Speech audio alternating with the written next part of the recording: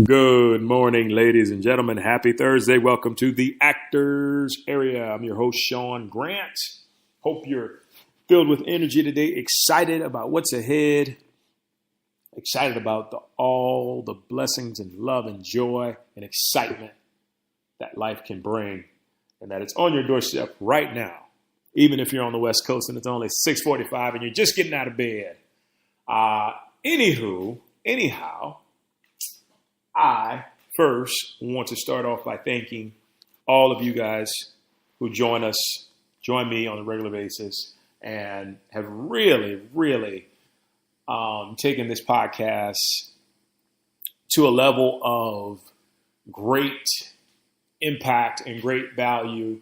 You know, it's not always about the numbers, but it's about the people that are impacted by it. I know I talked about the 10 million viewers and whatnot. Creating an impact, making 10 million actors greater in auditioning. And I definitely want to use this podcast to do that. But at the same time, I'm extremely grateful for the people that are here. When the other 8 million come along, or however many it is, that'll be fantastic as well. But for now, you're listening in on the regular. I am here for you. It is my undying passion to help you to be your very best, to help you to rise higher, to help you to see things even before they come. Because everything that I do is intuitive. So when I come up with a subject, it's coming straight from the ether, straight from the divine, and from my meditation of what my higher self is giving me. And I'm just happy to share it with you. So thank you for all your contributions and everything that you do. So let's get right into it. So this is something that I've been sort of dealing with of late in basically transforming my life. And I'm going to give you a story about me, and then I'm going to get into our topic.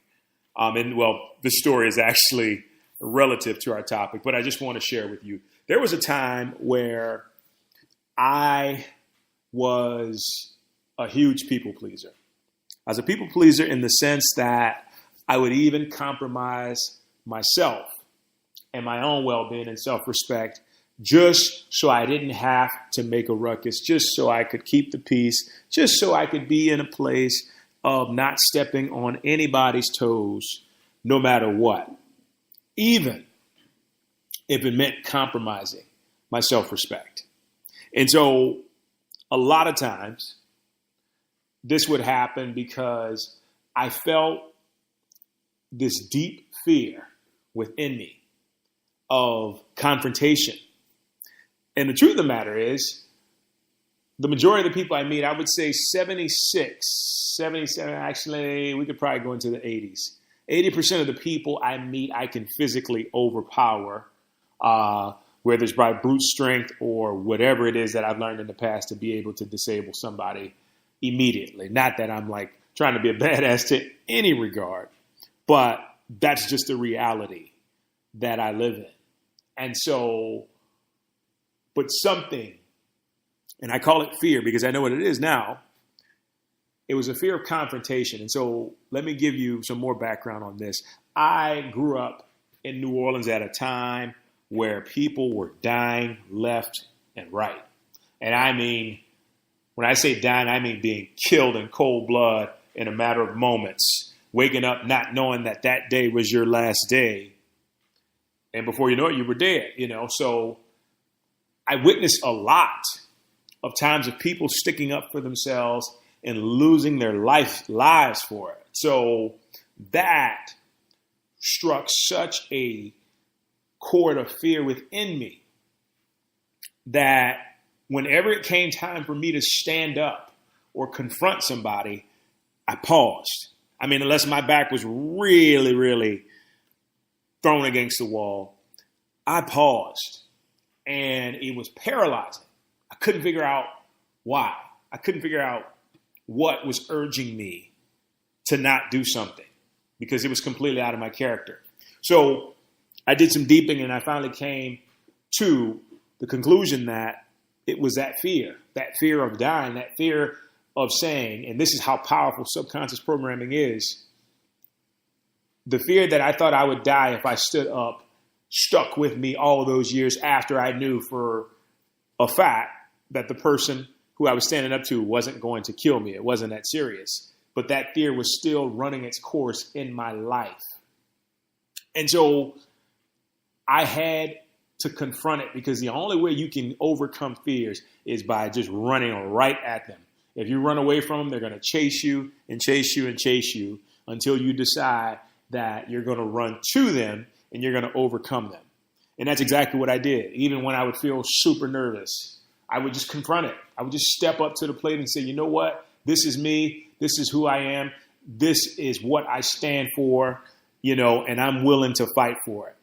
And over time, after doing that so much, what happens is you begin to evolve into a person who just doesn't take any crap. And if I hate anything, it's crap. It's crap from anybody. I don't care who you are. Doesn't matter what position you're holding. Doesn't matter who you are in Hollywood. Doesn't matter who you are, wherever it is.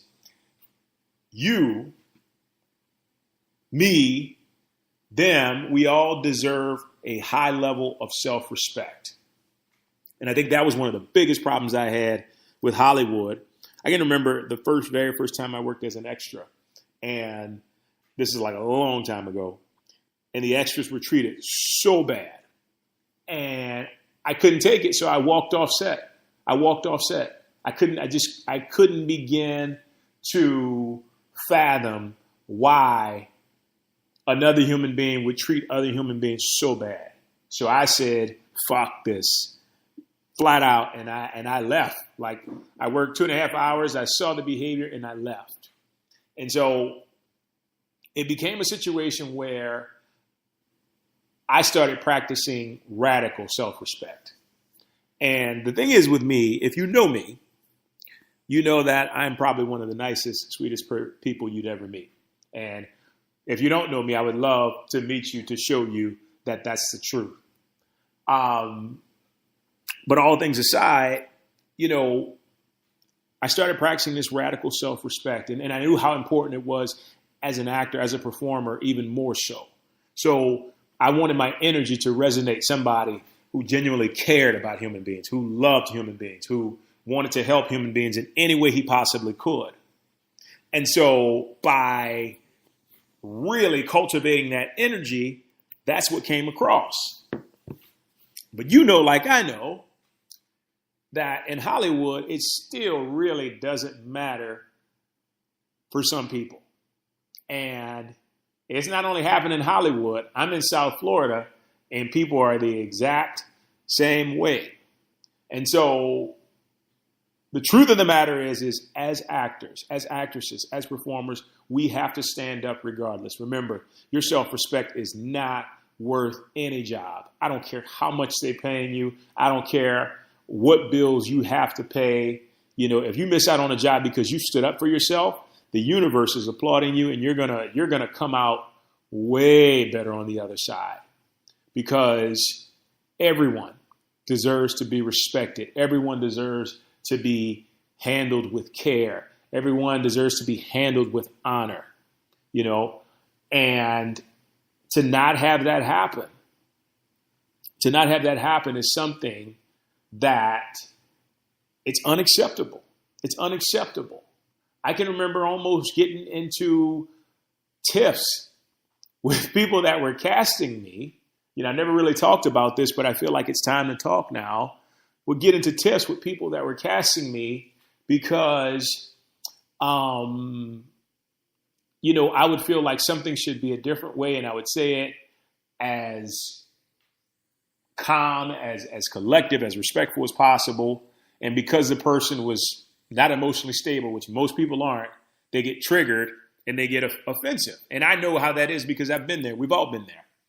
But at the same time, you're basically doing everything you can to help your career, and they need to understand that. Any person who does not understand that is someone who needs emotional help. And I'm just going to say it right off the bat. And anyone who lashes out is someone who needs emotional help. There's no reason whatsoever you should ever lash out at somebody. And so this kind of brings me to, kind of tying into that story about how there's been instances where I've had to raise my voice. I've had to really be stern and direct, with people, because here's what happens. There's going to be one or two things that happen as you continue to build on your success. Actually, it might be three, but let's see. So the first thing is, you're going to have people that love you. You're going to have people that respect you. You're going to have people that root you on and cheer for you and want to see you do your best. And they're always going to be awesome. They're going to treat you well. And that's going to be great. And that's going to be terrific. Then there are going to be people who are completely indifferent, who really don't care, who feel like deep down, why are you successful and I'm not? What makes you so different from me? And then they'll be picking apart all the things that you've done to try to justify why they're just as good, when in actuality, all they would have to do is love themselves more and they'd be just as good. And then there's this other person, who is going to make an attempt to try and knock you off of your pedestal, so to speak, or knock you off track, because sometimes this stuff can catch you out of the blue. And if you're really resonating at a high vibration, sometimes it can really kind of kick you off that, because it comes out of nowhere and it becomes this surprise. And it becomes this thing where you just never saw it coming. But there's people. So this third person, this third type of person or type of people that are really going to try you. And the truth of the matter is, it has absolutely nothing to do with you most times, but then sometimes it can even be a jealousy thing. And I've had to live this in my life a few times. There's been guys who I have befriended, and my goal in life is always improving, always evolving, always becoming better, and then giving back once I become better.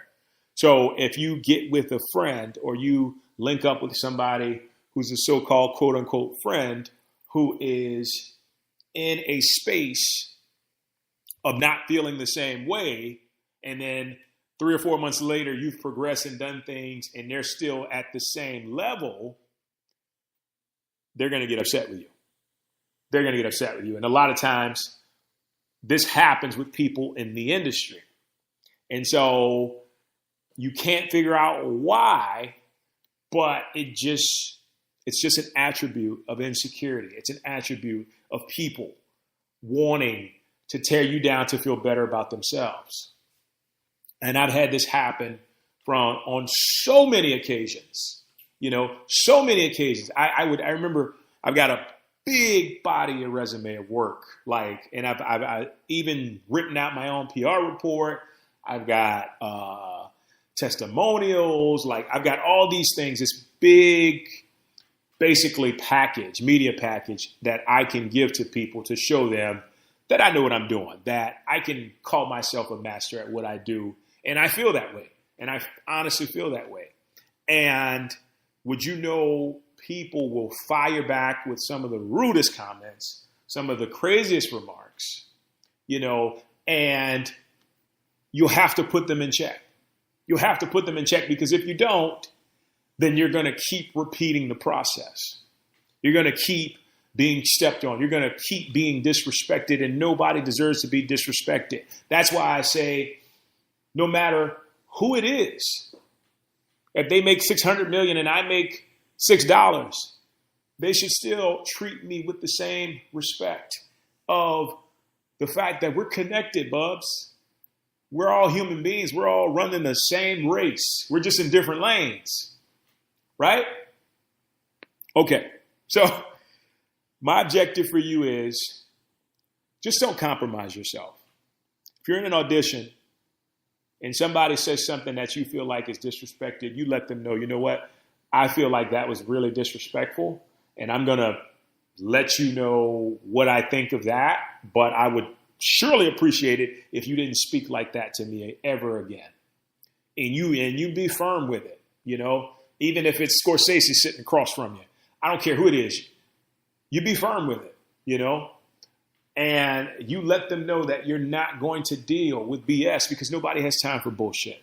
Like, everybody's trying to be better. Everybody's trying to move their careers to another level. They're trying to be working actors. They're trying to expand, to write books, to do all this stuff. Nobody needs the time or energy to be treated like a child. And so this kind of comes out of left field, but I feel like it's something that needs to be addressed, because I'm super observant, and I look at so many things, and I observe the way people act. I observe the way people carry themselves, and not all the time, but some of the time it's just stank. But I'm telling you, as an actor, as an actress, as a performer, as all those things, you don't have to put up with it. You don't have to put up with it. You don't have to lose your respect. Once again, just like yesterday's episode, which is really awesome. If you hadn't listened to it, go check it out. You've got to follow the energy. Follow the energy that resonates with you the best. Follow the energy that resonates with you on a higher level. And you will be in such a great state of mind, but a great state of affairs as well. Anytime somebody comes at you kind of weird, cut that shit off, because it ain't worth it.